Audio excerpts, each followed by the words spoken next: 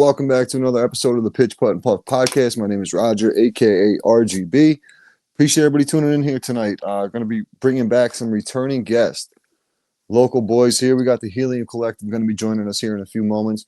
Before we do that, though, we always got to give some shout outs to some sponsors, the ones that keep the lights on here for us. First, we're going to start off with Shady Shafts. We got Shady Shafts. Use ShadyShafts.com. What they offer is a nice wrap for your irons, your driver, your putter, whatever the case may be. You can customize it to your liking. He has a bunch of different options. Also got the little customization with the RGB on there. So make sure you guys go check these out. The nice smoke effect. Obviously, with the Pitch Putt and Puff crew, we're going with the cannabis flower. So go check him out. ShadyShafts.com. Great for the stocking stuffer for sure. Use promo code PUFF20. PUFF20 at ShadyShafts.com. Like I said, variety of different styles. You'll find one for every golfer, from camouflage to martini glasses, flower prints, you name it. He's got it over there. Go and check him out, ShadyShafts.com. And tell them that the Pitch Putt and Puff crew sent you by using promo code PUFF20 to save 20%. Also, got to give a shout out to Back Nine Botanicals. As you see here with the CBD gummies, make sure you guys go check them out. They also have the THC shooters, be coming out real soon. Back9botanicals.com. Use promo code TPUFF10. Save yourself 10% site-wide. So make sure you guys go and take advantage of that. Another good option for stocking stuffers for all golfers, and especially some of the people who aren't big fans of the THC effect, the gummies, the CBD ones here. I really enjoyed the Moonlight Mulligan package. These ones here, strawberry cheesecake flavored, great with the CBN. Really helped me get a good night's rest for sure. Also, newest addition here, we got Birkstock Candles. Birkstock Candles, my man out of Philly. Nice enough to send me the nice little clubhouse version here. It's a coconut wax with leather, tobacco, and oak. Take the scent out of any room you're in. So make sure you guys go fire up one of these bad boys. Another great stocking stuffer item for a nice man cave setup or anything to that extent. So we're gonna get into it here with the Healium Collective. Make sure you guys go check out the previous episodes. We had the Orange Bowl boys on. My man Ro and Toast from Big Hurricanes podcast, huge Hurricane fans. It was really a pleasure to have those guys on. Probably my most selfish episode I've ever done, being a Hurricanes fan and a big fan of them. So really excited to get the opportunity to talk to them and hopefully link up with them when I make my way down to South Florida next season for the Notre Dame-Miami game. But we're going to bring on the Healium Collective boys. They got some new products I was able to get my hands on today. Ran into Evan. I'm really excited to hear about what they've been doing for the past year or so. We had them on, I think it was like last January or February they were on, talking about their Acapulco Jam. That was the last year's model. I have a sample of that here. We'll get into it in a little bit, but real excited to let them guys tell you a little bit about what they came up with this past year and what's to come for the Healium Collective. So appreciate everybody tuning in. We're going to take a quick break and we'll get into it with the boys, Evan and Lukas. And we're back here on the Pitch Putt and Puff. Got some returning guests, some Pitch Putt and Puff alumni. They got out this summer and played a couple rounds with us. I got a chance to play in a tournament with them. We got the Healium Collective. We got Evan and Lukas. What's up, boys? Yo, what's going on, Raj? Not much, man. I don't know why this video always plays when I start the podcast, but it's the intro. It is. Yeah, it's you'll get to see. You needed some like Pitch Putt and Puff intro audio. Intro music, yeah. I do the music prior to you guys hopping on. I do all the ad reads and all that stuff prior to you guys even getting on. So I just cut right into it. But welcome back, boys. It's been a little while, almost a year. I think it was end of January, early February last year. You guys No way, really? That long? I think so. I think so. Yeah, I remember it was cold as hell out. It was raining and shit. Yeah, we were in Jay's garage, fucking hanging out for a minute, freezing, raining. Yep. Yeah, it was early on, man. It was early on. It had to be February because I didn't really start interviewing guests. My first guest ever was actually Joe from New York Auto Flower. Yep. Yeah, that's how we got in touch. He said he was on there. He came over to the grow and checked it out, and he was like, "Yeah, I'm about to be on this podcast, Pitch Putt and Puff." I'm like, "What? You're about to go on a golf podcast? There's no way you golf, you know what I mean?" And he was like, "Yeah, I'm getting into it." I was like, "All right, let's." So then I checked out his episode. Dude, I even ran into him by a whim. It was Columbia County Fair. He was up there. I went up with the family. I met them after a round at the Pitch Putt and Puff. I met the family up there, and I parked like on the opposite parking lot of where my wife was. So I walked them to the car. I walked back through, and I see a cannabis flower. I'm like, what the fuck is this? So I go over and I just start talking to him. Last thing you'd expect at the fair, at, right? at the fairs. So I pull up and just start talking to him. And I'm like, at this point, I was like trying to figure out different things to do with the podcast because obviously the golf season was over at that point. I said, yo, would you be interested in jumping on for an interview? And I've never interviewed anybody or really like even knew what I was doing. So like I go back and listen to that episode every once in a while just to see how bad I was. No, I'm sure I mean, you got to start somewhere though. It's not like you just come out and, got the feel for it immediately. Now I don't even really like, especially like with people I know, I don't even like write the questions down. I kind of just let it roll off the top and keep it a natural conversation. But, yeah, I feel like that's like the most entertaining is when it's just, chopping it up. It's not like this, like, all right, question A, B, C, D. Like we're running down the Grace list. and I were just having this conversation. Grace, my wife, she's in her new position. I was telling Roger she's got a new job. And she was talking about, presentation styles, and her boss is like more conversational, you know what I mean? Kind of jumps around.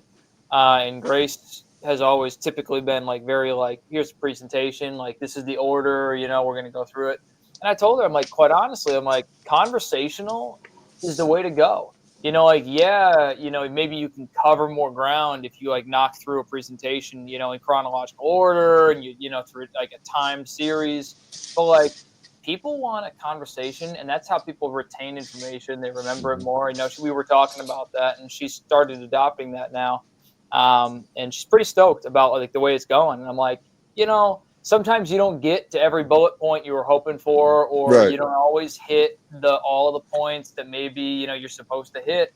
But people are going to leave that meeting or that presentation or that conversation, whatever it is, feeling like it was important. Like it was worth the time. You know what I mean? Absolutely. So like that's something that I've been doing too. That's my presentation style is conversational. And yep. Evan's that way, Roger that way.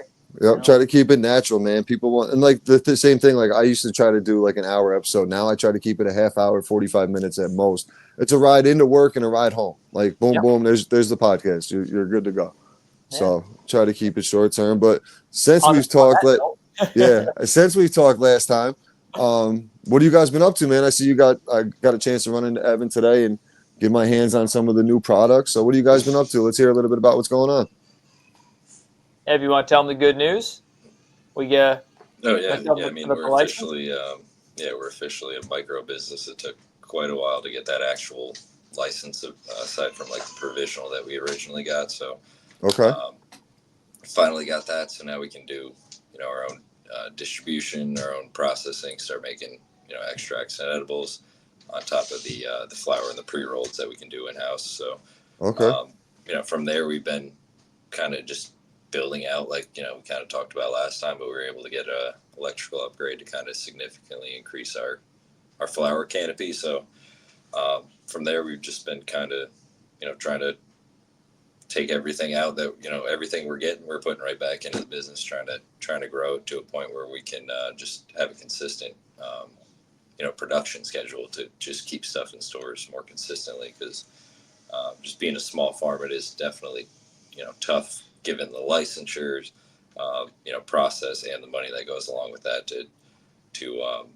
build out a facility the correct way. And the last 4 years or so, we've been doing this, almost 4.5, probably, right? Or coming up on 4.5.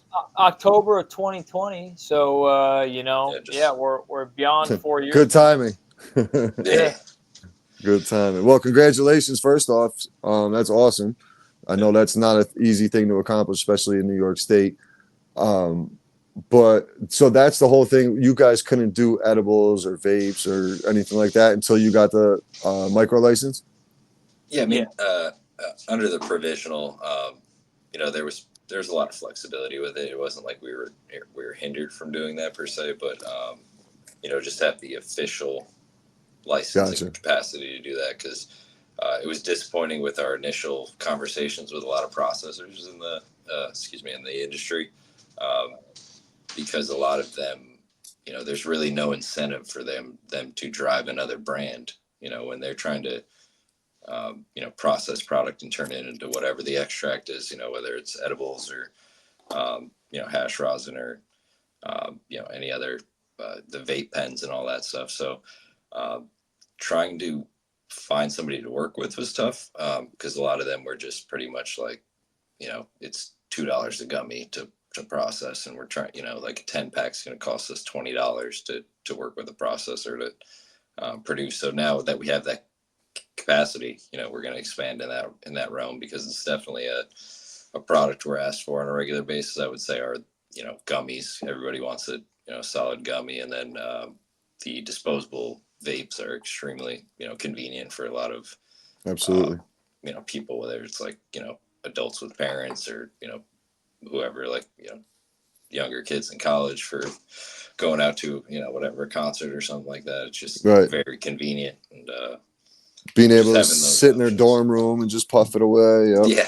Yeah, not worry about anything, because it smells like, pretty much like perfume. You don't even recognize the smell. But yeah, no, I mean, it was disappointing at first, but now, we have this ability, and we're kind of trying to find like-minded people to work with us, and expand those particular areas, as far as like employees and stuff, and people just to bring on board and try to, just slowly build into, other realms outside of the flower. We definitely are going to stick to that, as a prime product in our arsenal, if you will. But Sure.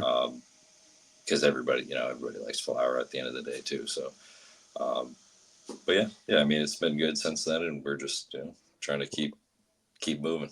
So I got a chance before we got on today. I had a couple hours to myself this afternoon after I met up with you, and I got the what do we got? The DNA, the sour diesel, and grape noir. Oh yeah.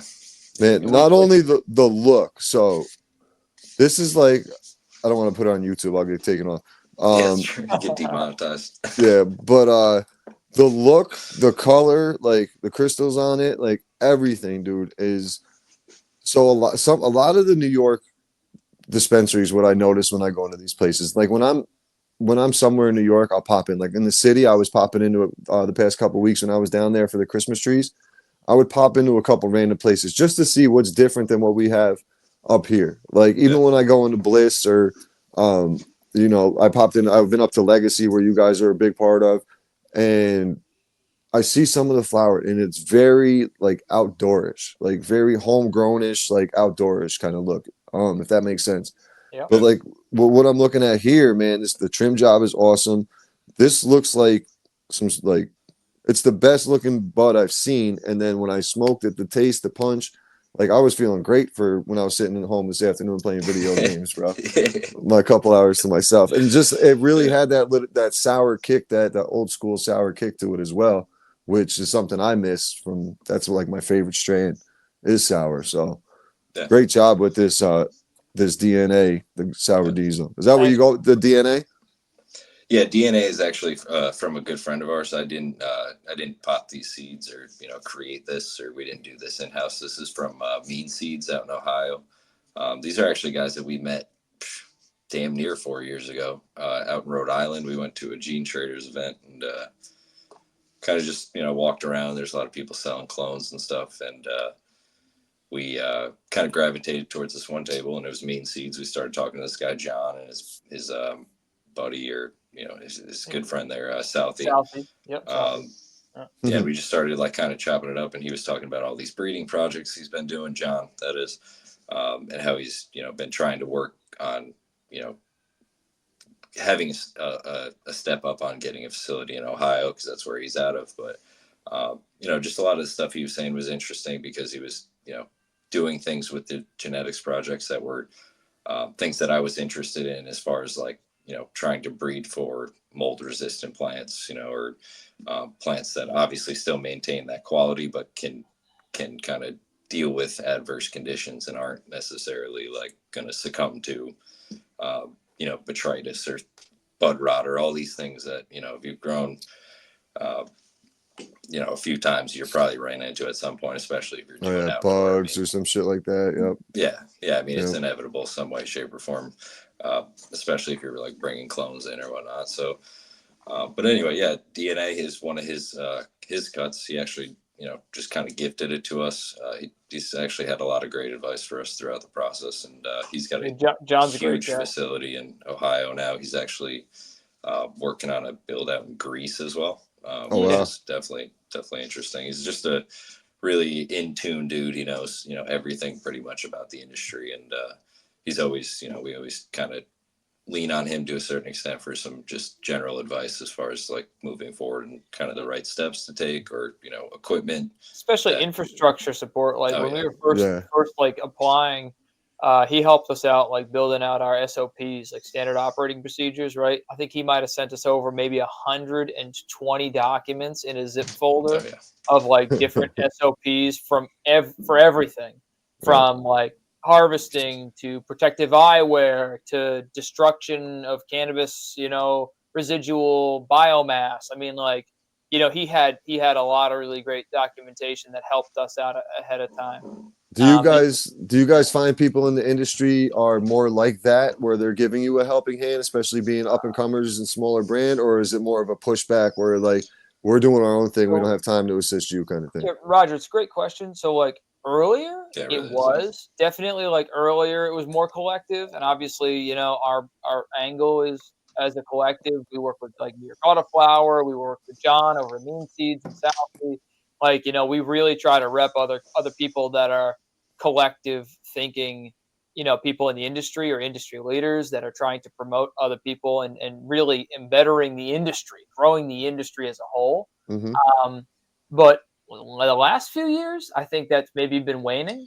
I think honestly, not to cut you off here, but I think a lot of that is really where you're interacting with these people, like in what space within the industry.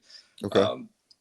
Because obviously in New York right now, it's it's every man for himself, pretty much. You know what I mean? There's not to say that we're expecting anybody to like look out for us, but it is something where at the end of the day, we just want to build the industry to a point where people can go get product from the store for a reasonable price and actually feel like they got something for it, instead of like, that feeling when you open something after you spent 40, 50, 60 bucks. I mean, that's not chump change. So it's like you go open it up and then you're immediately disappointed. It's like, damn, maybe I shouldn't have spent that $50. Maybe I should have kept that $50 and spent it on something else that would have given me, more joy. And it's like, that's the last thing that we want when somebody opens, one of our product, is to be disappointed that they just spent the kind of money that we know they have to, unfortunately, with the, the level of taxes and just the fact that we have to sell it to a retail location. So it's, not necessarily straight from the source. So we can't necessarily provide them the most value.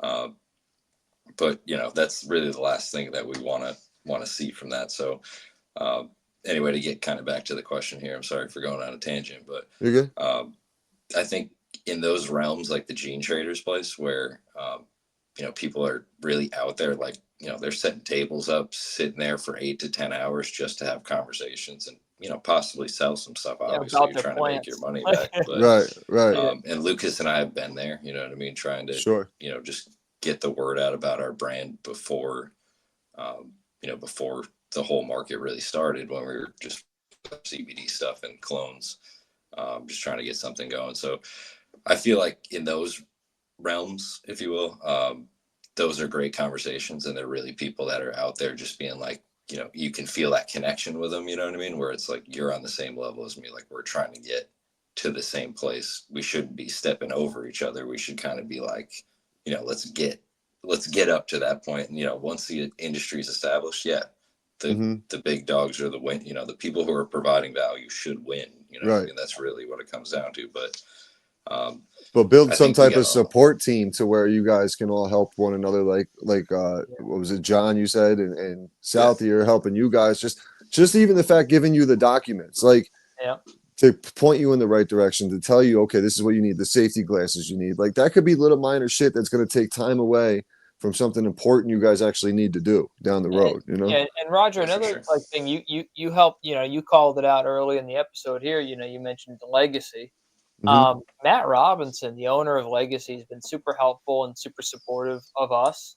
Like obviously, like we've got a big ass trophy down in the facility from winning the Holiday Cup that he sponsored, and that encouragement, winning Best in Show, and his support of us as a brand, and all the compliments and accolades that came along with that award really helped propel us. And then, he's been, he and I texted yesterday, and he's been consistently supportive in trying to get our product into his stores, right?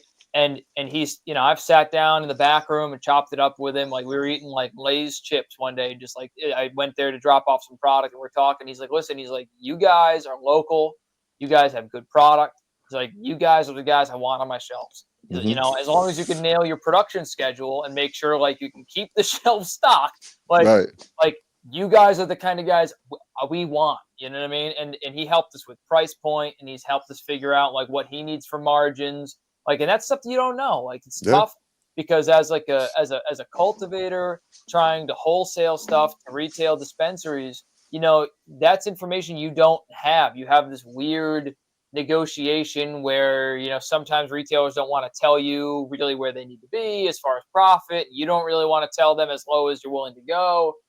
Having that kind of relationship is so reassuring, when you're trying to build. And I would consider Matt and Alicia and Matt's brother, and Legacy and everybody part of the Legacy team, part of the collective, that has really helped us get to here. Yep. And it's going to be part of, it's going to be instrumental to the next level, right, Ev? I mean, like working with, like, we're not trying to work with 50 dispensaries. We want to work with maybe 5 to 8, maybe. You know what I mean? Like local dispensaries, keep them stocked with our product and make sure that the local, like the Capital Region, has good quality local produced cultivated product. Like, that's what we're trying to do. That's what we're about.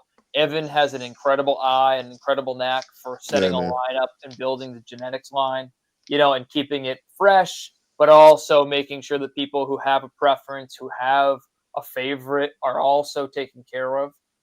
That's really important. So, I mean, all of those things would make us, who we are, and are going to lead to success this year. I mean, 2025 is going to be a great year. We really feel it. So the strand you had at the tournament was the Acapulco Gem, correct? We had it was the Cowboy Lemonade, actually, that won the award. We had at the tournament.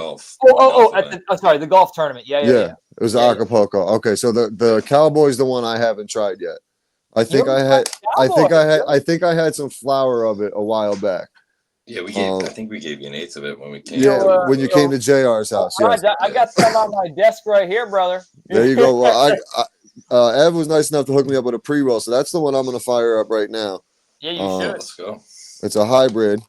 Yeah, it's a good vibe, brother. Let me get into that. Yeah, you like the hybrids a lot, don't you, Luke? You're more of a hybrid sativa guy, right? I like the hybrid. Like I lean Acapulco Gem, you know what I mean? Because like I lean the sativa way. This time of night, I would lean Cowboy. Like if Evan were over and if you were forcing me to smoke something, like I'd be leaning Cowboy, I guess. Yeah. But during the day, I'm a Acapulco Golden Gem, cross, lover. But that Cowboy, that's the stuff right there. Smoke smooth, man. Nice and smooth, nice flavor to it. Yeah, the other thing I gotta say is too, like, obviously manufacturing is a new thing for us, like making, a lot of pre-rolls at a time. And Evan and Duncan, who works down at the farm with us, and Mackenzie now, they've all done a really nice job making sure that like we have a really consistent like density to our pre-rolls. You know what I mean? So like, I've smoked quite a few now that they've done down there, and I haven't run into any issues where it's like clogging up or, or like or falling apart on me. You know what I mean? Like they've done a really nice job like on that. And people don't understand too, like you've got to, depending on the strain, you may have to use a different, micron screen from your grinder to grind up either more finely or less fine, depending on the strain, depending on the stickiness, depending on the moisture content, depending on all the different variables that go into a bud. You know what I mean? You may want it finer or coarser depending on the actual strain, and they do a great job at that, doing R&D on those strains. So just food for thought, Yeah. Something goes into it. The other thing, my favorite thing about what you guys is your packaging itself. These are so convenient, dude. It's not in some baggy, you know what I mean, like some like you get from the Haji. Yeah, It's it's legit. It's legit. Like I throw this in my golf bag all the time when I'm going to a buddy's house. I throw it in my hoodie or my little jacket, whatever I'm doing. Like it's so convenient just to have. Like because I did have the cowboy lemonade because I had this. Yeah. And it was in my I leave it in my golf bag all the time. So that's like my emergency stash in case I forget something at home. And I'm like, all right, forget my shit in the car. I gotta have the backup. So it's always in my little I shouldn't have said that now. My man Fairway is gonna go steal my stash. Fairway Mike? Roll up in the oh yeah. Steal some proteins and a couple nuggets. Fairway Mike. That was I'm sorry, go ahead. No, Fairway Mike, his introduction to you guys when you guys played with us that one Sunday. Yeah. He walks up. Who the fuck are you guys? Yeah. Fairway Mike has a personality. Bro, we're gonna play with the pitch putt and puff crew. What's going on, brother? And he's like, all right. He just walked away. I'm like, that's a hell of an introduction right there. He's the best, dude. He's the best. People don't know how to read him, man. It's so funny. Hey, but it's so funny. Yeah, that's fine. I like guys like that. Yeah. Yo. I was gonna say, Lukas, you're getting ready to go, right? Yeah, I gotta hop off here in a minute. I know you had a couple questions. All right, so I always do the 3 questions at the end, but we'll get into it right now for you. This is gonna be the episode right before Christmas. So we'll start off with, what's your favorite Christmas movie? Oh, wow. You know what's funny? I know this is gonna sound. You could give me top 3 if you want to make it easier because it's tough. This is gonna sound ridiculous, right? But I've been with Grace 12 years. We've been married 7 years, right? So like I've come around to like the quote unquote chick flicks. You know what I mean? Okay. Like I gotta tell you, Bridget Jones' Diary. What a good movie! Like I know it sounds ridiculous. I'm gonna have to cut this interview short. Yeah, no. For the Healium Collective. Right? It's such a. I'm clipping this shit. I'm clipping this. No, like it's such a good movie. It's such a good intro. You know what I mean? Like she's singing all by myself. She's shit faced at the very beginning. I don't think I've ever seen it, bro. To be Are perfect. you kidding me? No, I've never seen it. Such a good Christmas you and me movie. both. No, you gotta watch it. It's Renee Zellweger, Colin Firth, like it's so good. So my wife will hear this, and I'll be stuck watching this now. The whole intro and the whole casting crew. Like, you watch it. Where's the production site for this shit? I've got a task for you guys tonight. Smoke a little bit. Go put on the first 5 minutes, 10 minutes. Give me the first 10 minutes of Bridget Jones' Diary, the first one. There's like 4 of them, okay? Put on the first one, first 10 minutes. That's all I'm asking. You're going to watch the whole thing. I guarantee it. I promise you. I'm going to bet I'm going to go to bed. Evan, wasn't that the last movie you thought he was going to say? Yeah. Because it wasn't. I had no idea that was coming. Is that even a Christmas movie?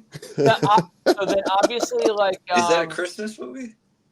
I don't know. I've never seen it. You like what? It starts at Christmas and then it finishes at Christmas. My God. Right? You couldn't just say 1 like year. The Grinch Who Stole Christmas and get your ass to eat your Chipotle. You had to say some shit like that. Come on now, you're killing. So and then another great movie is White Christmas.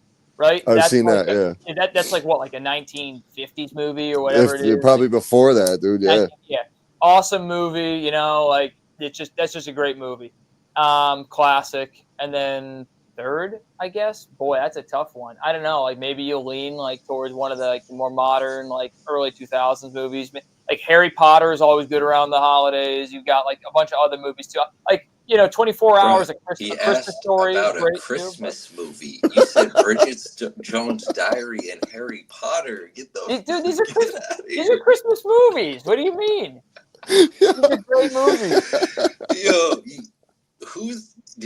you hit the DNA? What do you think I'm gonna say? Polar Express, A Christmas Story, and the Grinch, and how the Grinch stole Christmas. Yeah, come on. You look like you're gonna be basic. Yeah, let me hear your basic answers. Come on, let's go, bud. Let's hear them. Oh, my answers are coming at the end, but you gotta go eat, Mr. Bridget Jones' Diary. Get that movie popping. Is that on? That's awesome. Go All for And right, it. then, Raj, and then what else you got? I got what was your favorite Christmas gift you ever got? Oh, got to be the Game Boy Color, brother. Oh yeah, Oh shit. Okay. I got the Glacier Purple Game Boy Color with Pokemon Blue. Oh, brother. Yeah. Oh, Okay, I that's respect Nice. that. I yeah. respect That's Nice. you know what the worst part is? I dropped the Game Boy Color literally 5 minutes after getting it. The sound never worked after. Literally, Ah. the speakers were never worked after I dropped it. 5 minutes after opening it Christmas Day, like 1997. Like, Yeah. Yeah. That's crazy. Yeah, I think I got mine was probably my Christmas gift as a little kid. I got my first basketball at like 5 or 6. I still have that thing, but probably last year when I got the PS5 and I knew college football was coming out, I was pretty excited about that Oh, nice. because I wasn't expecting it. It was like something I wasn't expecting, and I'm opening it up like, what the hell is this? Like I got all my gifts, and then she's like, P5. I got one more for you, and I was like, oh shit! But Nice. it was pretty exciting about that. The other one that I got when I was like 4, I got a Yamaha PW50 dirt bike on Christmas morning. Nice, And like obviously legit gift, like even like a PW, like a 50cc dirt bike must have been like $1,200 back then, like huge gift. The right? problem was Christmas morning, brother, a dirt bike, like, like What are you gonna do with it, right? like it's tough because like a 50cc like PW, like we had like a foot and a half of snow on the ground. Like you can't go rip that through the snow. Like you have a little bit of snow, you're good, but you have a lot of snow, like you ain't going nowhere. Yeah. So but that was probably the most expensive, like coolest gift I got as a kid. But like that Game Boy and that Pokemon Blue, man, talk about hours and days of time. Like I mean, Oh just yeah, Yeah, the I good news remember is those. Those are great. oh yeah. the good news is you could just cuddle up by the fire and watch Bridget Jones' Diary. And you don't have to worry about the dirt bike, right? I mean, you're good. I just watched Bridget Jones' Diary. It was awesome. And Just watched clearly, it, like, you 3 just nights recited the ago. whole Like, first just opening watched it. scene. I think we're gonna get cut for copyrights because you just did the whole. I'm telling Your you, reenactment was so good that this is So gonna good. get flagged. I'm telling you that movie and The Holiday, right, with like Cameron Diaz, Jude Law, like that, Jack Black, another great chick flick, These Christmas movies movie, coming from. awesome movie, just great movie. Oh Can't my beat it. gosh, I that was the don't last movie I thought you were gonna say. I was thinking maybe Die Hard or something like that, but Love Die Hard. By the way, Grace and I just got into this argument 3 days ago about Die Hard. Whether or not it's a Christmas movie, it's definitely a Christmas Wait, so movie. yeah, what is Like, the criteria for a Christmas movie? Does it have to is it come out on Christmas and Christmas related, or is So- it it's just set one of them? around Christmas. One of You know them. what I mean? Like, yeah, it's Okay. set around Christmas. Die Hard was actually released in like June or July. yeah. Oh, It was a summer movie, and I don't know why it was a Christmas theme, but yeah, it was all her Christmas party and all that shit. So I don't know. Yeah. Oh, and I have to change my third answer. Home Alone, of course. It's got to be Yeah, Home Alone. I dude, love that's the Home Alone, best. bro. Yeah, why Home couldn't you Alone. just That's it. start with that? Why couldn't you just start with No, that? that's like I think the Just best come in one. hot with the Bridget Bridget Jones. And then the last question is, who's one cannabis personality influencer you would like to smoke with? Oh, wow. Okay, that's a good question. I mean, like, back in the day, I probably would have said Snoop because, like, he was, like he's Snoop. But obviously, he's got a lot of commercial stuff going on these days. Like, he's chilling. He's selling Um, solo stoves. Yeah, dude, nowadays, oh my God, there's so many people that have endorsed the cannabis industry. Like, I feel like it would It's a just be solid maybe. question. I'm like trying to think of who I would even say. So, I got no. you know what? Like, like someone who's recently in the last 3 years endorsed the cannabis industry in general. They're not a cannabis personality per se, but they've endorsed the cannabis industry. It's like Gronk. Like, imagine smoking like a blunt or smoking a J with Gronk. Like that'd be pretty really interesting to hear about his days at Arizona and in the NFL and like whatever. And then obviously like Lil Dicky. Like, I love that show, love that dude. Like that would be that talk about a cannabis personality. Like Season smoking. one was the best. Smokes. Season one was the best season. Yeah, really. I don't know. I Like hope he season smokes. two hits pretty Season two hard. was Like, okay. Yeah, isn't yeah. it like and like when Gata like goes up on like when he finally like goes through the whole thing about being bipolar and then like going up on stage, that hit so hard. Like, I don't know. So like Lil Dicky, like that. If I'm talking about cannabis personality, and then if I'm talking to people who endorse the cannabis industry, maybe like Gronk, just to like imagine like the conversation you'd have. Like, it'd be so That'd be an interesting conversation. He's already, Like, I think the CTE kicked in already for him. So yeah, maybe. with the THC and the CTE, you probably figure something out. You'll probably get a whole sentence out of it. Exactly right. No doubt. Yeah. But Lucas, man, we'll go eat your dinner, man. Appreciate you jumping on. We'll talk soon. We'll definitely, maybe we'll try to get to the simulator or something. Yeah. So listen, dude, I'm done with my dissertation work here on Monday morning, and then like I got some holiday parties and stuff. But like I'm hitting the simi. I'm trying to hit it once next week, and then the following week maybe a couple times. So I'll hit you guys Nice. up. Ev, I'll hit you up. Maybe we'll get out to the simi. All right. Sounds good. Appreciate you, brother. Cool. All right. I'll talk to you guys later. Have a Later, good night. buddy. And See ya. Happy holidays, man. Yeah, you too. Happy holidays. The last thing I'm gonna leave you with is like, bro, I couldn't be more thankful to have a partner like Evan, dude. He's killing it down there. He's running the teams. He's keeping people trimming. He's keeping the grow going. He's got the plants looking beautiful. The climates are dialed in. Like, dude, he's doing everything from graphic design to vertical grow, like in climate control. Like, I know he doesn't like it when I do this, but like, I got to give him a shout out. He's crushing it, and he's got a brand new baby he's taking care of at home too. Oh, shit. And not alone. Allie's killing it too. But you know what I mean? Like he's got a lot going on. So I got to give that shout out. You know what I mean? Good problems to have, brother. Good problems absolutely. to have. Hey, yo, man, people need to hear it. Even when they don't want to, they need to hear it, bro. You know what I mean? So give people their flowers even when they don't want them. Exactly right. All right, I'll catch you guys later. Ev. All right, buddy. We'll see you, man. It, bro. So that's dope, man. Ev, congratulations on the little one. That's awesome. Thank you. Probably getting no sleep on top of everything else, but yeah, and he's constantly trying to kill himself, so it's always fun. Just trying to jump off of everything or run into everything. But yeah, it's a blessing. I mean, as you know, right? One, right? I got a 7-year-old, and it's so cool just like seeing how much they like start to become like you as well. Like attitudes, like cracking jokes. Like she was busting my chops in the car on the way home from the mall tonight. It was funny. I'm just like, yo, you're literally like a little punk. Like she's trying to figure out a way to stay up longer because she knows her mom's out Christmas shopping as well. And I'm like, you have to go to bed. I got things to do. And she's like, well, Dad, it's like me and you night, so I can kind of like break the rules a little bit. I'm like, you can't. She like called you out right to your face. Right to my face. She don't care. I'm like, this, right?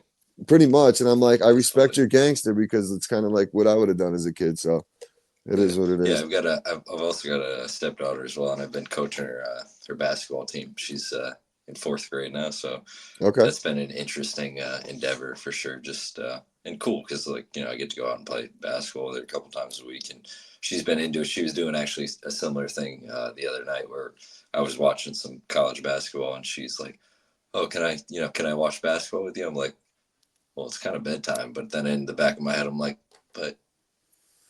Yeah, you can watch some college basketball. You can watch the halftime. Yeah, sure. Yeah, no problem. You got that. But, that's the same thing.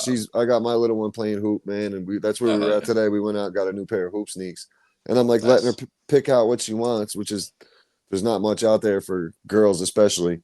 Yeah. And I'm like, she goes and she picks out like the ones I like too. Like I'm the one pair I liked. I was like, oh shit, okay, we got the same little swag too. Let's do it. Yeah. So it's cool. But let's get into the grow up, man.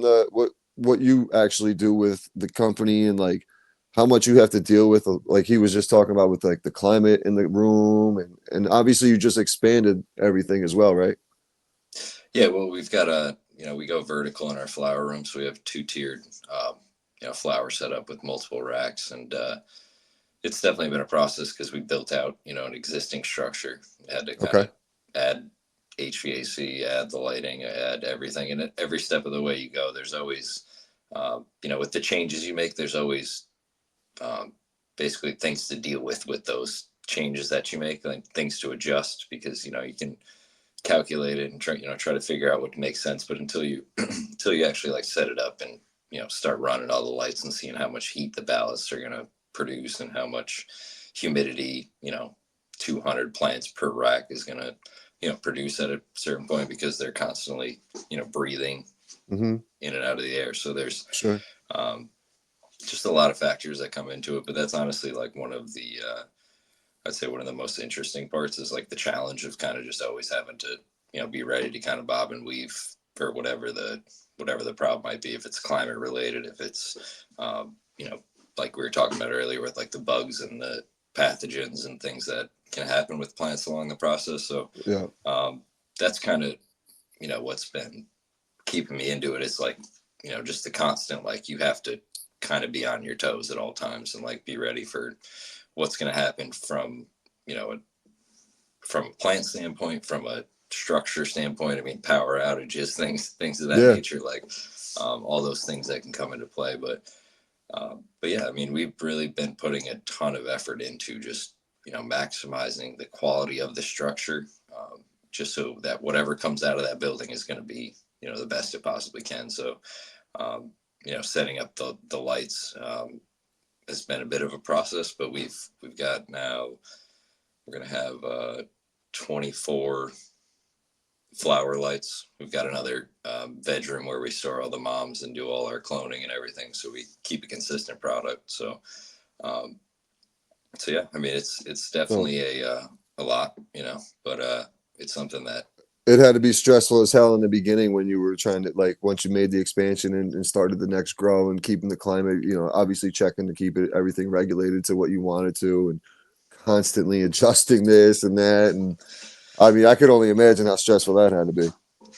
Yeah, but I mean, like I said before, it's really like, it's a good stress for me, and Right. honestly, because like Yeah, to you have the enjoy it. opportunity to like grow on scale for our own brand and for our own product is like what I've wanted for a long time. Right. Since I've been growing a tent in multiple places since I was like 18 years old. So Hell yeah. a lot of it is you can look at it as stress, or you can just do it and get the shit done. You know what I mean? I feel like that's a lot of people's problem, is like talking about kind of what could go wrong. You know what I mean? It's like everybody has like this idea, whatever it is. Like in my case, it's cannabis growing. In your case, it's a podcast. But at the end of the day, if you don't get up and do that, right, you don't have anything but a conversation or an idea. So absolutely. I just think That's true as hell, man, because I didn't took the risk on doing this. Like, literally, I'm not the type of person. Now I'm a little bit more outgoing than I was prior, but because I think more because of the podcast. But I would just kind of keep to myself. If I was with my friends, it's one thing, but like certain environments, I was just a sit back and listen kind of guy, opposed to being outspoken. Like, they asked me to do some public speaking thing, like a training thing, and I'm like, I'm not talking in front of everybody. I'll do a small group, and I'm not talking in front of 100 people. You're out of your mind. Yeah, no, I'm similar in that way, where I don't jump at opportunities to talk to large groups, but I feel like obviously when you have something that you're passionate about talking about, it's a lot easier and it comes more naturally. Yep. Just like with the golf and the weed thing. That's why as soon as I kind of saw when Joe like put me on, you know what I mean, and kind of let me check out your stuff, I'm like, how I didn't even know this would be this perfect of a match. You know what I mean? It's like, I smoke and play golf. You know what I mean? Those are pretty much two of like the biggest, not the biggest, but like two of my, recreational activities, I would say, golf and weed. So when I saw the podcast, I'm like, that's insane. But yeah, I'm similar in that way, where it's like, I don't jump out to talk, a lot of people, and even more so with this industry, it kind of like pushes you into more of that. So it's like, Jason, right? He came out to the tournament with us. He was doing videos and everything. Videos, yeah. He's starting a similar kind of a vibe, not the golf side of it, but he's doing a podcast called Lonely Stoner. Okay. So we're trying to like bring that up, as far as like his brand he's been kind of building for a while now, and that kind of is also in line with what we're doing, because we were all people who smoked back in the day, was you're hiding your stuff. Man. You don't Everybody's want people to think exactly. You're high. You don't want to smell like weed and all this stuff. And now it's like transitioned pretty quickly over to this like, weed is cool now. You know what I mean? Right. Like, and everybody does it. And everybody does edibles, who does this and that. So it's been really tough, I would say, from that standpoint, and trying to like really like be brand forward, because it's always been like such a kind of more like a badge kind of thing, where it's like a personal, it's not like you put your stuff in a sandwich bag, you know what I'm saying? It's not like you were putting your stuff on a label, but it was like, you're putting your stuff in a nice package like this and shit now. Like, you're doing it the right way, Yeah, but like, think back in the day, it wouldn't be like, oh, he had the best looking sandwich bag. It'd be like, that dude had fire weed, you know what I'm saying? It wouldn't be like this whole like, who can sell the best label, you know what I mean? Which I think a lot of stuff kind of boils down to right now. It's just kind of the way the industry is. But yeah, the thing with this, I always just go off on tangents, and I'm like, I start talking, and I forget where the hell. No, what the we're hell the good, man. We're question talking. was. No, we're talking. It started off with the just getting into golf and cannabis and things you're Oh, passionate yeah. about. But yeah, man, like the even naming the podcast, I did that just to be different. There's 1,000 golf podcasts out there, but like you've seen the crew we hang out with, we're out there smoking, enjoying ourselves, having a good time. Yeah. So I figured, put the puff to it, and even coming out with the puff, having the little one and everything else, it just had to be a point in time where I just didn't give a shit no more and be comfortable with it. It is what it is, kind of thing. I've been doing it for so long. Anybody that knows me knows I smoke marijuana and shit. So cannabis, it is what part of who I am.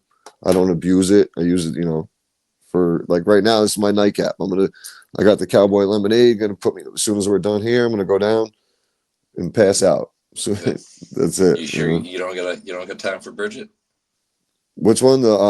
Bridget Jones's Diary. You ain't dude, got time for that. bro, that was the last movie I expected him. I expected We him really to. need to know if that's a Christmas movie, because if he just pulled that shit out of pocket, I'm gonna be really disappointed.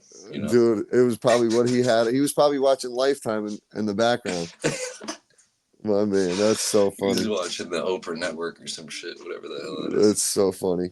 Yo, so with the gummies and stuff, you excited about getting into with the gummies and experimenting with the edibles and vapes and stuff? Yeah, hell yeah. I think the vapes are huge, because even me, like, there are definitely occasions when it's like people are like, "Oh, we got a pen." I'm like, all right, yeah, why not? It's simple, Right. easy, instead of having to like roll up or find a piece or something like that. But yeah, no, I'm interested as hell to get into the kind of the next phase of expanding like our product lineup, and trying to dabble with the edibles for sure. The vapes, that should be easy enough. It's just a matter of getting the equipment for it. Yep. And then But you yeah, guys yeah, plan on doing all that in house, or are you going to reach out? Like, you're going to do like, how's that distribution part of that going to work for you guys? You think? yeah. Really, the edibles would be the toughest part as far as doing that completely in house, because that does require like a full kitchen setup. Yeah, You that's know what I what I was mean? To curious really do about. that Yeah. on point.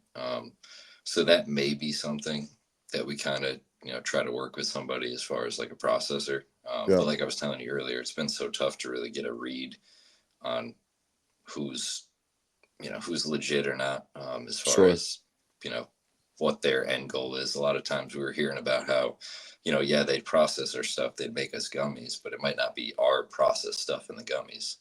They'll just shelf that, and they'll do first in first out on whatever else was processed from whoever. So Okay. like our batch of gummies might be Hudson, whatever other Yeah. farm you Yeah. can think of. Like it might be their extract from like a year and a half ago, Right. Yeah. That or at least sucks. like that was some of the conversation that we were having. We're like, so you can't just like process our product into the take whatever splits. Like if that's the case, we got to split the the toll at the end, like whatever we pay You you to do it. want if it's your product, like your label's going on it, your name's going on it, you want it to be your product, Yeah, obviously. we want our biomass in there if that's the case, or we want whatever if it's vapes. I don't want just random shit in there with our sticker on it. You know what I mean? Right. That and that's, to me, is scary that people are kind of just taking whatever they can get. But that's the difference between just trying to get like SKUs on the shelf and Right. actually trying to like build the brand, because that's like paramount with what we do. Is like, I don't want anything going out that's going to be something that can be negatively reflect helium.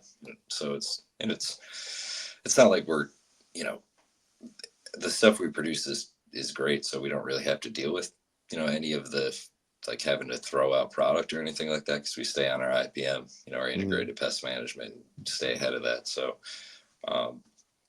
that's always just been our model. But like you were telling me earlier, a lot of stuff you feel like you see in stores right now is not worth the value of the price tag, right? I mean, Yeah, dude, you at the see end of the some day. of it, and it's like your buddy grew it in the backyard, and he don't know what he's doing. He just threw some seeds in the ground and watched the YouTube video on how to trim it and thinks he knows what he did, was doing. Like, I remember especially when dispensaries first opened. some of the flour I was seeing, I was like, dude, and it was like Oh, that was like $45, and old outdoor from like Cali or Oregon or yeah, wherever the dude, hell. it was trash, dude. I'm like, I'm not buying Well, because this. Like, they did this thing called immaculate conception at the beginning, where it was like they didn't really ask you where you got anything, okay, but you could just have it, whether it was plants or flour or whatever. They just were like, yeah, whatever, pretty much. So yeah, I mean, what, like a year or two ago, it was pretty much probably just all old outdoor, you know. yeah, And another thing I feel like I've kind of ran into a lot is just like the uh, the testing. Like a lot of the testing is kind of fugazi, for lack of a better term, but like a lot of it is for THC percentage. Like yeah, if you really break it down, a lab is incentivized to give you the best test score, right? You know what I mm-hmm. mean? Like a lab gets a fee from you, so they're almost incentivized to make sure you don't, And you're test gonna low. give them the best part of the nug that that you want them to test and everything else to Yeah, get the highest grade. Exactly. yeah. So I mean, some of that is like, random to a certain extent, as far as like they have to come pick up the product to get it to the lab. But a lot of the test results I've seen and the numbers that you see sometimes are crazy. And then a lot of the disregard for like mold count Yep. in some of these is wild. Because like, there's definitely the potential for that, given the climate you're growing this stuff in. Like there's definitely potential for mold accumulation because of the high humidity, Sure. and the heat combination. So, but I mean, there's stuff on shelves that's got like hundreds of thousands or millions of mold. It's just not the wrong kind of mold. You know what I mean? There's like particular species, I guess, of mold that cause a test to fail. But Gotcha. like a lot of these like products that might be out there are like extremely high Mm-hmm. in the mold counts, and I feel like a lot of that kind of doesn't really register with consumers, at this point. Right. Right. It's more of just like, oh shit, that says it's 36% or whatever crazy ass numbers on there, and then it's like you smoke it, and I mean, maybe it's good, maybe it's not. I don't know. I haven't been able to try everything out there, but Yeah. I feel like educating consumers on kind of how to digest a lab test, Yep. what I mean, and like really Yeah. understand it, is vital. And there are definitely like certain dispensaries in particular, and I haven't seen too many farmers in particular because that's tough to do. But the dispensaries makes the most sense because that's like the consumer forward point of Sure. purchase. But being able to kind of give people insight on like what's important and what's really not important, like the THC percentage. Yeah, that doesn't always when it's the highest, it doesn't always mean it's the best. Like, yeah, once No, people realize that and realize what the effects actually are, you got to know what you're looking for sure. yeah, it's not. I feel like it's almost a justification from a value standpoint. It's like, all right, if I'm going to spend $50, I'm going to get 30. Yeah, 30 some right. It's percent got to be THC 30 stuff. You know what I mean? exactly. It's like, Yep. all right, We all know people like that too. I can name yeah, a handful right now. Yeah, to each his own. At the end of the day, like, I'm not here to judge you. Everybody likes their own flavor or whatever, or feeling or whatever the situation is. So, just just kind of I thought it was worth bringing up just about the lab testing, Yeah, because sure. there is a lot of, and even the guys that were at the tournament with us, MCR Labs, they're out of like Utica area. Yeah, yeah. They were on another cannabis related podcast I can't think of the name of, but they were kind of going in depth about how from they're a lab, and they're saying basically this similar things that I just mentioned about like the testing of the THC percentage and how it's not accurate. And I think they did a bunch of tests on stuff they bought from stores and like compared it to what the labeled percentage was versus what the reality was, and it was like you'd see like -7%, 10%, 12% difference, like of what the actual test was when they bought the product and when they tested it again. So it's just kind of interesting. I mean, there's there's a lot of shit that goes into this that people aren't talking about or know about, like the shit, that type of stuff. Like that's the type of shit to where, like you're saying, with the mold and what the state's allowing, that you can have in it and all that shit as well. So Yeah. it's wild. But yeah, let me ask you real quick. So I noticed on here on your both of the pre-rolls, you have the model numbers. So 001 is, so I'm assuming it's the batch number, the signature series. So the Acapulco Gem is your first one, and Dash 17. What's that mean? It's we've just been using that as like a strain ID. So Okay, like 17 is always Acapulco Gem related. gotcha. On the Cowboys, 23 Cowboys are 23. Just a way to kind of catalog the strains as we go, and then some of them don't necessarily make the cut, and the number just kind of gets deleted and might get reused at a later point. But yeah, that's just like our way of inventorying, trying to keep track of kind of what we've got. So Yeah. we've got these two in particular that you just pointed out, the Cowboy and the Acapulco Gem. Yep. In pre-rolls right now, this I'm actually harvesting a good amount. I couldn't tell you off the top of my head right now, but a good amount of flower, 4/8 of Cowboy coming out here. That's fire, dude. That's nice. Yeah, that's no, really nice.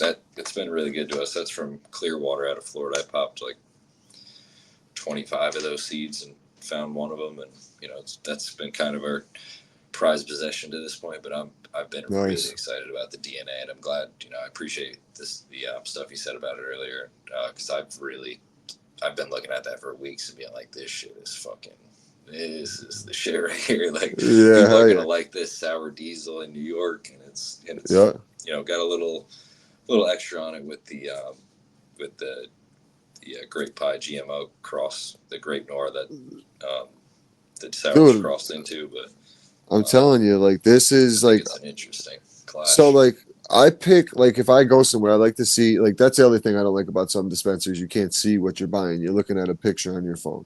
Yeah. I like to see it. I need to see what I'm looking at. It's like a stock photo most of the time. It's not even a picture of the bud. Exactly. So like I need to see the color and everything else. So like if I was to go up and pull up in like, this is exactly what I'd be looking for. Like the light green, the orange, like the nice color to it, the fluffiness, like you could tell it's gonna break up nice, like all that. The smell as soon as you pop the top. Like I said, I love it's sticky as hell, right? When you try to break that It's so up with your sticky, fingers, dude. like, no. I tried to, and I was like, nope, gotta go get the grinder. Yeah, you're gonna have those glue pinchers. Like you're gonna be trying to fucking sitting there like take your fingers apart to stick together, but like a crab. Yeah. Yeah. That's why, and that's why I really wanted to shout out John and Southie in particular, because they've, like, with the SOPs helping us out with that, they gifted us this clone, and I shouted them out, just personally being like, appreciate you guys. And see, that's the thing, yeah, man. You got build that circle, man. The people you can trust, like, or if you need help with something, they'll help you out. Like I have that with, as crazy as it is, it was like XG from Tinfoil Hat, and We Don't Smoke the Same. Like, if I have a question about the podcast and how to do something, like when I had a CBD company reach out to me to run ads, and I was like, bro, I don't know what to charge them to run ads, and I shot him a message, and within like 2 minutes, he's messaging me back, and boom, boom, boom, and I'm like, yo, just for him to even take the time, it's a cool like relationship I have with him, to where like I get that assistance, because I don't have anybody to reach out to and ask that question to. Yeah. So it's cool. You got to have people in your corner that are going to help you out like that, dude, for sure. Yeah, and it's like there's room for everybody, especially in cannabis and in media production, whatever the case may be. So there's always like room. So the feeling of like me is just kind of that's definitely there, but kind of is what it is. It's any business or any situation. So dude, like, but I try to just stick with like-minded people and keep moving. Try to help them. If somebody helps us, we're going to do everything in our power to try to help them out in some way. Exactly. Whatever we can do, whether it's massive or minor, we're going to take the time to kind of do, absolutely, what it is to try to pay some homage. But you got it, man. That's how it works, bro. One hand washes the other, kind of thing. Like, that's the thing. Anytime you guys got something coming up or going on, like, hit me up and boom, we'll make it happen. Like, we only talked like a week ago. Hey, man, we're ready to go. Like, we're about to get things rolling. Shit, let's go. Hop on. We'll set it up as soon as possible, Yeah, I appreciate you being, receptive and always kind of flexible with us. Always, man. Moving the schedule a little bit, trying to figure out a better day. But but yeah, it's always a great opportunity just to talk to your brother. And you get to smoke our weed. Like, I love it, man. Shit's always fire. I'm like, all right, yeah, you guys. Then like when you guys offer, I'm like, all right, I'll never say no to free samples of some weed, man, yeah, and hell no. of good weed too. Like that's the best part. Like I know I'm not getting shit. Like I'm excited to see what you were working on and shit. You know, so it's Yeah, cool. that's literally what, kind of, when you said the stress of doing all the work, that's really what it boils down to, is like being able to provide something that provides value to somebody. I feel like it's a pretty fulfilling kind of situation. So I definitely relish those opportunities just to be like, hey, check this shit out, and then see that, hear the feedback is definitely nice, Yeah, and like to have the reassurance after, putting in, yeah, man. 10 weeks, 12 weeks on the veg, and then the flour and everything, and keeping the moms together and cutting clones like that. That's really one of the toughest parts, is like forecasting kind Yeah, of what's next. You really have to be a month ahead, because you got to be cutting clones that root in 2 weeks, and then you got to get those in pots, and then you got to get those to a point where they're ready to flower.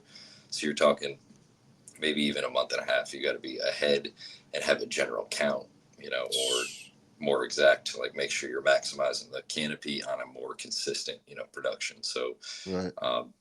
that was definitely a little bit of getting more efficient with, and kind of I've worked into just having multiple moms of one strain, so I can take 20, 30 clones from one plant, and I've got like 6 of them, Mm-hmm. 6 or 8 of them, so I can, kind of get, gear up for the next round, and kind of have a couple extra in there in case, something happens with a cut not rooting or something. It Right. definitely happens from time to time, but that's really been one of the, toughest parts, is really just like being able to forecast what the need is. And then even so, it's like I have to pick the strain, you know, 6 weeks, 8 weeks before, and be like, all right, this is a This time is for the one. cowboy. Right. And like we've got a couple new ones that are coming out after a bunch of testing. Strawberry chocolate, like I really wanted to have that ready to go for um, Valentine's Day, because that to me makes sense. You know what I mean? Yeah, Like to have like absolutely. some strawberry chocolate strain drop in that, Yeah. and I'm gonna try, but it doesn't seem feasible, and that's like kind of disappointing. So we got to. I'm just gonna go to another round of DNA, because I think that stuff's worth like flooding kind of as much as we can out there, because I think people are gonna really really enjoy that stuff. I think honestly, like it's one of those things. Like I guess I used to call it bag appeal. Like when you So, yeah, the visual, like when you see it, you oh that looks nice. You see the crystals on it, everything else, and then once you pop it open and get the smell of it, you're like, oh, that's it's got that punch. So I think yeah, that's a nice one right there, man. I think that's a really nice little strain you got cooked out right there. yeah, hell yeah, yeah. Shout Now, out Mean Seeds for making that one. now, do you when you're like in the lab, I'll call it, can you grow 2 different strains right next to each other? That has no effect on anything, right? Yeah, I mean, there's different schools of thoughts of that, but yeah, I mean, I don't see any issue with it. I've done it, Intense have done it in the rack system, and the really it boils down to is ensuring that those plants have some level of resistance to the problems that could arise. You know what I mean? Okay. And that's really Yeah. what we do with vetting our genetics, is kind of put them through the ringer a little bit. Make them have to deal with a little bit more higher heat, or a little bit higher humidity situation, have to deal with higher heat, um, things that are stressors that could potentially cause either hermaphroditism in the Hmm. plant, or basically them to produce both the male and the female, Sure. um, you know, the pollen sacs and the obviously the flower, and then that can become an issue, because then you're going to get seedy plants, and nobody wants to snap Right. crackle pop when they're smoking a bowl. So I know. um, so I think a lot of that is more like taking the time to not just throw anything in, Yeah. into production like that, and try to like really give it at least a grow or two. I mean, or three, which is hard to do when you're in a commercial setting where you have to turn over and make money, to keep the business going. So Sure. um, it's definitely tough to like put space towards that sometimes, but I think a paramount. It's paramount to ensuring that we don't have issues like that. Because I mean, if you put one plant that's really receptive to botrytis or powdery mildew next to a plant that's receptive to bugs, and then and you're just like creating like this crazy environment where there's a bunch of shit you're constantly battling. Yeah, You're setting yourself up kind of for failure. for disaster, right? Yeah, yeah, and I mean that's to I don't know if that's not necessarily answering, but I just think that's more of like a Yeah, you group put level it kind could of be situation. you're kind of depending on what you're doing, it could put yourself at a risk for a disaster for the most part. So Yeah, so just don't grow random shit. I mean, if you're yeah, especially on scale, like you gotta test your shit, like, and take yeah, the time, even though it sucks and you want to produce and get flour out of market. Like you gotta take your time sometimes. no doubt, no doubt. So where can everybody find all your guys' products? Is it mostly just Legacy? Legacy and R, they just opened one. I think it's R&R dispensary up in Glens Falls. Okay, nice. Yeah, then we're gonna try to also, I think, transcend over in Brunswick. There was Okay, that was who I was yeah, talking to Lindsay about through Instagram. Just nice. about getting some stuff in there at the beginning of the year because they just kind of opened up. That's my man Um, Junior, man. I grew up with oh, you Junior. know? Oh yeah, dude. Oh, nice. Me and Junior go way back. So I grew up with his older brothers. And here's a funny story. When I was a kid, um, they had a basketball league, and my parents didn't like me going to that neighborhood because it was always, there was some trouble going on there at the parks. There was always fights and stuff like that. Yeah. So I used to tell my parents I was going to the other park, and I would go down the trail and take the right hand turn instead of the left hand turn and go play with those guys. And Yeah. I've known him forever, man. And he was always the little guy. He was young. He's a few years younger than us, so he was always the little kid talking shit on the side of the court, man. And it's so cool to see like where he is now because he wasn't even like a cannabis user like 10 years ago. We were playing flag football together and stuff. So Never. it's cool to see him like transition into the cannabis world and open up a dispensary, and he's really takes it very, very serious, which is cool to see too.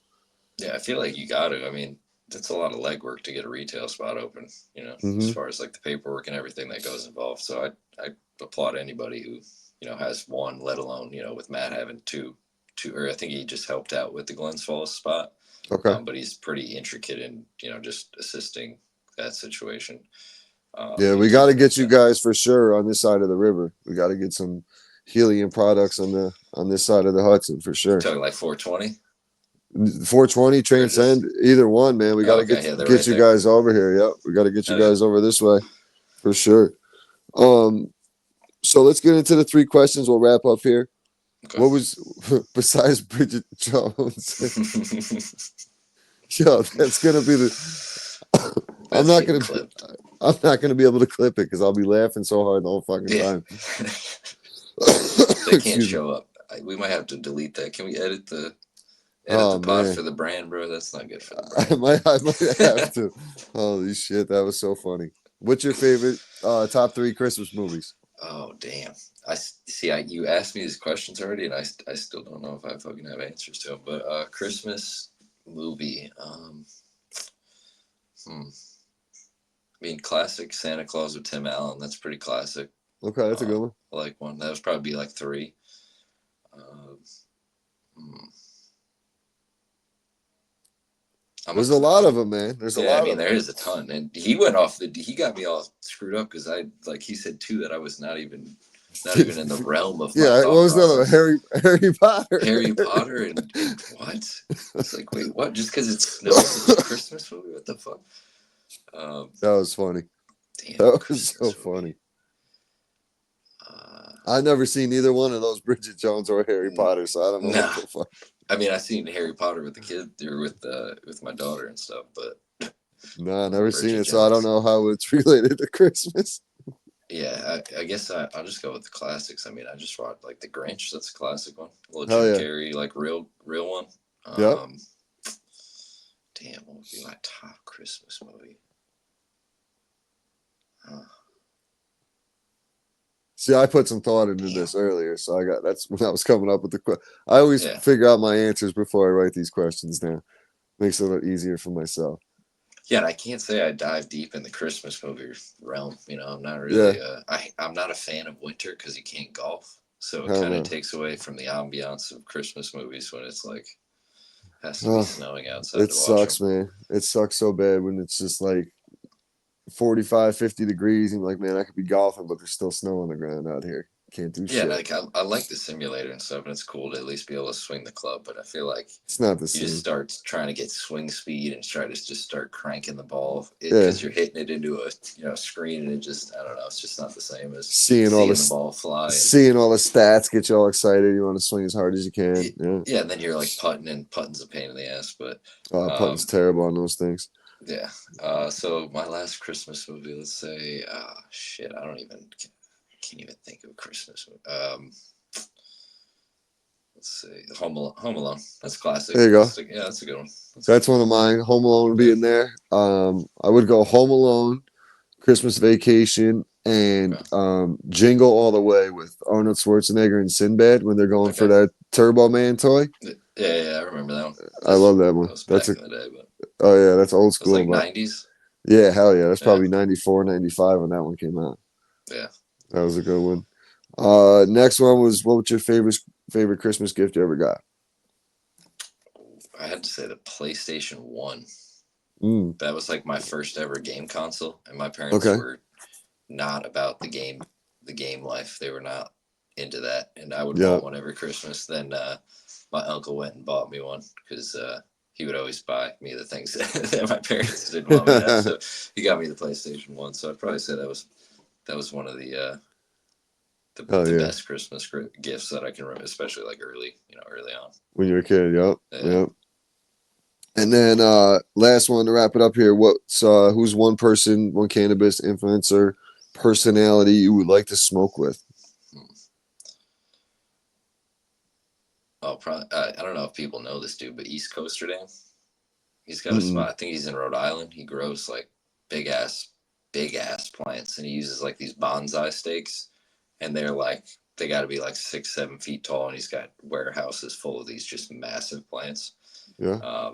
And he grows some good ass shit. So I'd probably smoke one with him. See what's up. Get some insight on the scale and just what his ninja ways are with them damn bonsai sticks. That's sick. Yeah, see, dude, I bet your algorithm is so much different than mine, dude, because of like the grow and all that shit. Like the people you follow, that interesting, like some of the shit you see on there, or just the shit you've seen, like learning how to do what you do. Because, dude, it's like not something you really like. You can go to school for, really. I mean, you can, but you can't. Now you can pay for a degree now if you want. Yeah, but like help you out. But being hands-on and learning all this on your own, dude, and building it into a business, man, it's a lot of work and it's impressive, man. So good for you, for sure. Yeah, my guy, the one person I would smoke with would probably be Joe Rogan. I'd like to sit down and chop it up with Rogan for 45 minutes for an hour, just bullshit, and see how he really got to where the hell he is. I smoke one with McAfee. You know McAfee. Oh yeah, hell yeah. He burns like crazy. So yeah, definitely smoke one with him. Hell yeah, Pat's the man. Yeah, that's the man. So awesome, dude. I appreciate you guys jumping on once again. I appreciate the samples. Definitely, we'll try to link up, get to the simulator at some point. We'll get you some of this Zope so you can check it out. Yeah, I gotta try that Zope. Hell yeah. And then I don't know if I told you, but I'm definitely planning on putting a tournament together for next year. Hopefully, I'm looking to do it in probably like end of June is what I'm thinking, right before the 4th of July, and really make something happen, put it together in the right way, give myself enough time to do it. I was going to try to put it together in like a 6-week span next year, but it was not worth it. Would have been waiting. If you get some like flyers and shit going by the new like January, February or something, that's what I'm hoping. Like kind of time frame, because especially with 4th of July and battling, people going away and shit. Yeah, I want to do it like the week or two before, right before the 4th. So be a good weekend. I think. You got a spot in mind, or? I'm either thinking Saratoga Lake or that's a nice course. Yeah. That's a nice little course, difficult course, but there's I have a couple other ones in mind. If they're down with it, I just got to make sure they're down with it. What I'm trying to do. Yeah. So and everything that comes with that. Yep. We're gonna be smoking weed out here playing golf. Is that cool? So there's gonna be about 100 people out here with a bunch of joints and probably bringing some bongs and having some beers and really enjoying themselves. Orchard Creek was that wasn't a bad host, and he seemed that guy who allowed us to do it over there seemed like he's pretty about it. I mean, we had the whole banquet room and shit, so like it Yeah, wouldn't be a bad spot. And that's a nice, it's a tough course. that's a tough little course. Yeah, so a nice little 4-man scramble up there. Like Yeah. because I want to have like vendors at each station. Like I want to have like a rolling station or a dab station and Yeah, like each tee box, you think? yeah, like every Yeah, that'd be other dope. and do something like that. And then like I have a couple clothing companies that we're talking about coming out, so have them set up at some of the other ones. So Yeah, I, that's I how that just Lemon Haze event was. It was, everyone had a vape company or a humidity packs company or whatever right. the hell you could think of in the industry, or packaging, labeling stuff and all that. So yeah, that'd be Yeah, dope. We're definitely down. because there's a bunch of people in the Northeast here that I've talked to in the past few months to where I think they'd be honestly like really would make the trip out here for an event. So see what happens. We'll see what Yeah, there's a happens. couple dispos in Toga now. We got High Peaks and Silver Thera. They're like not maybe 15 minutes from Saratoga Lake. So Yeah, see, maybe they'd perfect. be There's interested in sponsoring or something. Yeah, we'll get some people on board, get some dispensaries on board, sponsor a hole or whatever, even that, Yeah. something to that extent. So we'll figure it out. I definitely want you guys involved, man. We'll figure out the details as the time comes here, but let everybody know where they can find you guys on social medias and your products once again in stores. Yeah, check us out on at Healium Co on Instagram.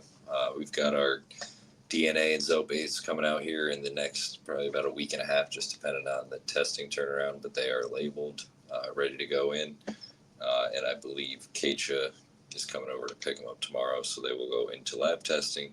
Usually takes about a week, and then we can go. We get the QR codes on there with the testing results, and we get them right out. So.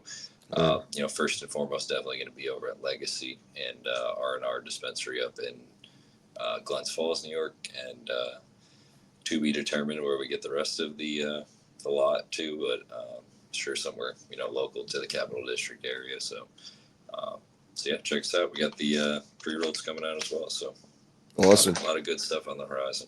All this is RGB approved, people. This shit is fired, especially this Cowboy Lemonade is always a classic breed there, and the DNA is definitely doesn't disappoint as well. That was literally earlier. I had like 3 hours to myself. I was like, and I as soon as I got home after I seen you, I cracked it open. I was like, wow, that smells fire. I put a little dog walker together. So yeah. You went out and walked the dog. You don't even got a dog. Don't even got a dog. Took the dog for a walk, man, and came back, sat down, played some college football. I was like, oh, this is perfect. Yeah, you've been fucking with that. I definitely, I haven't got on that wave, but I definitely been looking at clips and shit and been wanting to play it. Dude, I kept a PlayStation 3 around for the football season every year. I would go fire it back up. I had to go, and I actually couldn't find the game anywhere. I bought it at a pawn shop because the first one I had, I played it so much that like I wore it out. Oh damn, yeah.